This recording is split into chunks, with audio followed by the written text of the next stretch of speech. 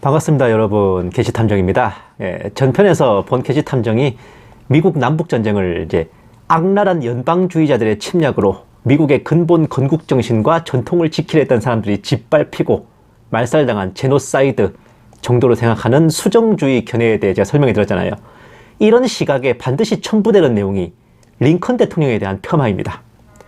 알고 보면 노예제도 폐지에는 무관심했다느니, 알고 보면 인종차별주의자였다느니, 무소불위의 1인 독재자였다느니 하면서 까대는 것들이 그 무슨 팩트체크랍시고 놔두는데, 물론 링컨의 정치활동 와중에 했던 발언이나 취했던 스탠스 등을 고려하면은 때로는 왜 저러나 싶을 만큼 미온적이고 좀 종잡을 수 없는 부분도 있기는 합니다.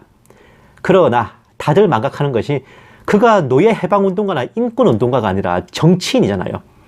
모든 미국인을 포용해야 되는 입장에서 아주 많은 경우 타협과 협상을 통해서 어떨 때는 양보하고 어떨 때는 밀어붙이며 조율을 해야 했다는 겁니다. 그걸 못하면 정치를 하면 안 되는 거죠.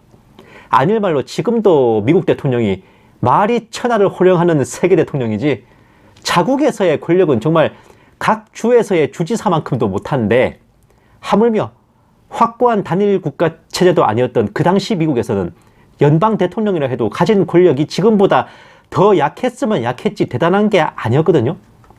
그러니 마음속에 어떤 의지를 품고 있어도 그 의지를 관철시키기까지 부단한 밀당을 해야 됐던 겁니다. 노예제 폐지가 그렇게 쉬웠으면은 그 전 정권들은 왜 못했겠냐고요. 전임 정권들, 전임 대통령들은 왜 못했겠냐고. 게다가 건국 대통령인 조지 워싱턴부터가 노예제 폐지를 희망했던 인사였지만, 그때부터 대를 이어가지고 링컨 전 때까지 할 수 있었던 최선의 조치가 뭐였냐? 추가적인 노예 매매를 금하고 노예가 필요 없는 공업 위주의 산업을 시행해서 노예제를 폐지하는 주들을 슬슬 늘려나가면 이제 노예제를 시행하는 주들도 점차 폐지할 것이다 라는 생각 정도였어요. 즉, 노예를 활용한 농장 산업이 경제적 수지 타산에 안 맞아서, 그냥 가성비가 안 맞아서 알아서 도태될 거라는 기대였는데, 그게 남북전쟁을 전후한 시기에는 저 멀리 달나라의 얘기였습니다. 그렇지 않아도 목화 산업이 남부의 주 수입원인데, 산업혁명으로 이제 면방직 산업이 거대하게 발달했잖아요. 영국이나 유럽 이쪽에서.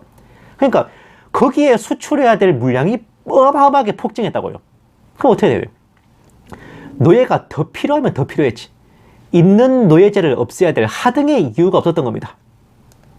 결국 이 노예제 폐지는 경제적 이유로나 종교적 이유로나 알아서 자연스레 이루어질 가망이 보이지 않았다고요. 누군가가 죽창을 들고 총대를 매야만 했다고. 그가 바로 아브라함 링컨 대통령이었습니다. 그의 스탠스가 어떻고 행보가 어땠고 간에 최종 결말은 그로 인해 노예제가 폐지되었고, 남부에서는 자치권이니 자율권이니 했습니다만 결국은 노예제 존속을 위한 몸부림이었기에 거짓 선지자는 열매를 보고 판단한다는 기준에서도 링컨 대통령의 결단으로 미국 노예제도가 폐지되고, 그 결정적 한방이 남북전쟁인 게 맞습니다. 연방주의자 운운하면서 무슨 음모 세력인 듯이 얘기하지만, 조그맣게 잘게 쪼개진 나라보다 거대한 단일 국가로 뭉치는 게 나라를 위해서나 국민을 위해서나 그게 더 좋은 겁니다. 대한민국이 쪼개지고 각 도별로 분리 독립하면 그게 좋은 겁니까? 아니잖아. 연방을 지키고자 하는 것은 미국이란 나라를 지키고 독립을 수호하기 위한 의지입니다. 잘게 쪼개졌을 때 더 침략당하고 외세에 지배당하기 쉽지. 그리고 그것이야말로 조지 워싱턴의 건국 정신을 이어받는 결심이라고요. 결국 건국의 아버지들이 만들고자 한 것도 미국이라는 하나의 나라 아니겠습니까? 그거에 덧붙여서 링컨은 느슨한 연합체였던 미국을 확고한 하나의 나라로 만드는 제2의 건국을 달성했으니, 조지 워싱턴이 태조라면은 아브라함 링컨은 태종에 해당하는 태업을 이룬 겁니다. 괜히 지금도 미국인이 가장 존경하는 대통령 넘버1, 넘버2가 워싱턴과 링컨인 게 아니에요. 정치인들이 이렇게 노예제 폐지와 연방 유지라는 두 마리 토끼를 놓고 대화와 협상, 다툼과 논쟁을 벌이는 동안 미국 국민들도 서서히 전쟁을 준비하고 있었어요. 자치권이고 자율권이고 간에 남부연합이 연방을 탈퇴하려는 이유가 노예제 때문인 것을 미국 국민들도 모르는 사람이 없었고요. 그런 그들의 남부 쪽 그들의 개수작에 이를 갈고 있었는데, 그런 미국 국민들의 가슴에 불을 지르고 의식을 깨워준 책 한 권이 있었으니 바로 해리엇 비처 스토우 작가가 쓴 톰 아저씨의 오두막집입니다. 보세요. 이분이 이제 해리엇 비처 스토우 작가, 목사 사모님이에요. 이분 오빠 되시는 분도 목사님이셔서 진짜 제대로 된 신앙의 명문가 집안입니다. 1852년에 발간된 이 한 권의 소설이 노예제도의 적나라한 실체를 파헤치면서 미국인들을 깨어나게 했어요. 그러니까 노예 주인이 착하고 나쁘고가 중요한 게 아니라 노예제도 자체가 반드시 사라져야 될 악습이다. 그리고 노예제를 옹호하는 남부는 반드시 갈아버려야 될 불의한 집단이라는 걸 잘 각인시켰습니다.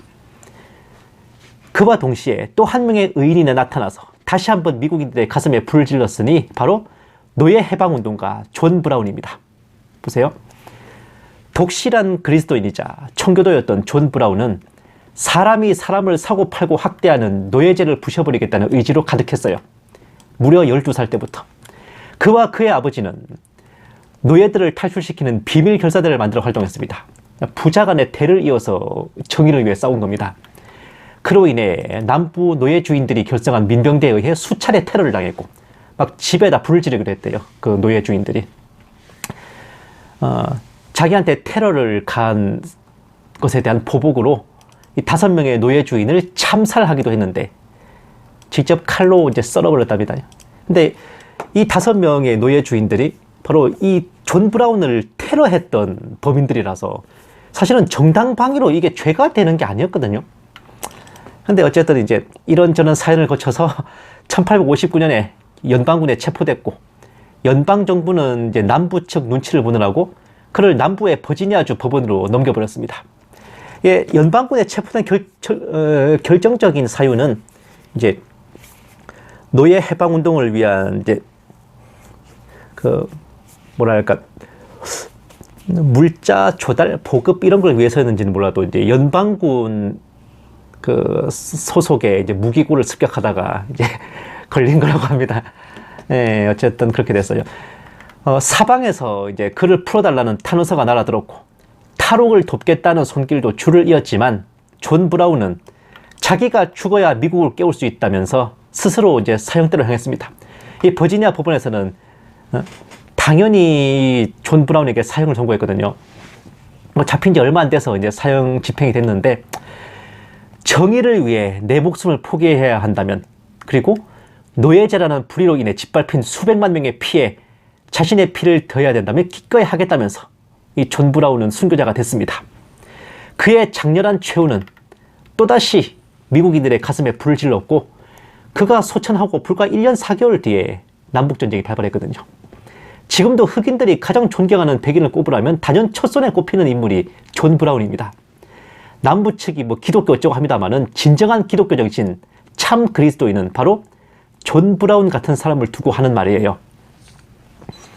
톰 아저씨의 오두막집과 존 브라운의 의거, 톰 아저씨와 존 아저씨, 이 두 분이 미국 국민들을 깨우고 있을 때 정작 남부의 행태는 어떠했냐 하니 자율권과 자치권을 내세워서 노예제를 유지하는 것은 물론 도망친 노예를 잡는다며 멋대로 노예제가 없는 북부주들을 침범해서 가택수색을 벌이고 노예들이 도망치면 북부로 도망치거든요.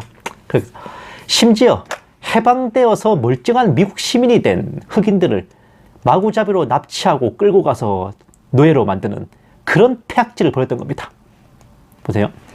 이게 대표적인 그 피해자 솔로몬 노섭과 그의 실화를 소재로 만든 영화 노예 12년입니다. 게다가 노예제 폐지를 공언하던 링컨 대통령이 집권하니까 아예 아메리카 연합국이라는 걸 만들어 연방을 탈퇴하면서 그러니까 자 탈퇴하면 그냥 빠이빠이 짜이젠 안녕히 가세요 하면 되지 않겠냐라고 하지만 문제는 여기서부터입니다.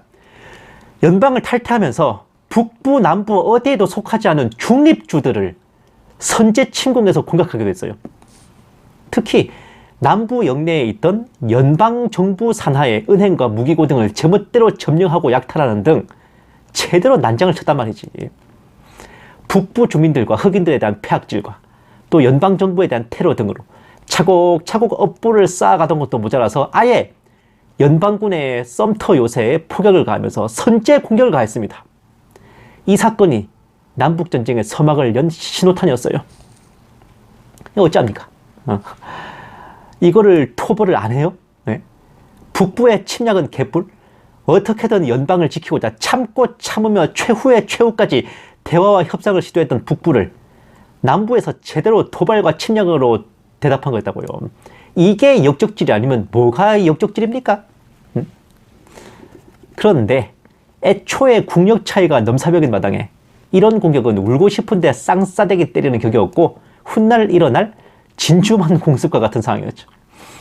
북군은 이제 지도부는 물론 말단 병사들까지 칼을 갈면서 출전했습니다. 그때 만들어진 군가가 존 브라운의 시신, 존 브라운즈 바디라는 그 군가예요. 존 브라운의 시신은 땅에 묻혀 있지만 그의 영혼은 우리와 함께 진격한다라는 가사. 존 브라운의 순교를 추모하면서 폐역한 남부를 향한 적개심을 제대로 올려주는 군가였습니다. 이 군가는 이후에 이제 가사를 고쳐서 공화국 전투 찬가라는 제목으로 미국의 국가 행사에 공식적으로 불려지는 가곡이 되었고, 이 노래를 한글로 번역한 것이 찬송가 마귀들과 싸울지라입니다. 보세요. 찬송가 348장. 저도 굉장히 좋아하는 찬송입니다. 마귀들과 싸울지라 죄악벗은 형제여로 시작해가지고 후렴구는 영광 영광 할렐루야 영광 영광 할렐루야, 이거 교회 안 다니는 분들도 아시는 무척 유명한 찬송이잖아요. 이 찬송이 바로 노예 해방을 위해 투쟁하다 순교한 존 브라운을 추모하는 군가에서 유래한 곡입니다. 한마디로 남북전쟁은 북군 병사들에게 있어서는 성전입니다. 하나님의 뜻을 받던 성스러운 전쟁이야. 남부는 정의 이름으로, 주님의 이름으로 갈아버려야 될 마귀의 소굴이나 진비 없었던 겁니다.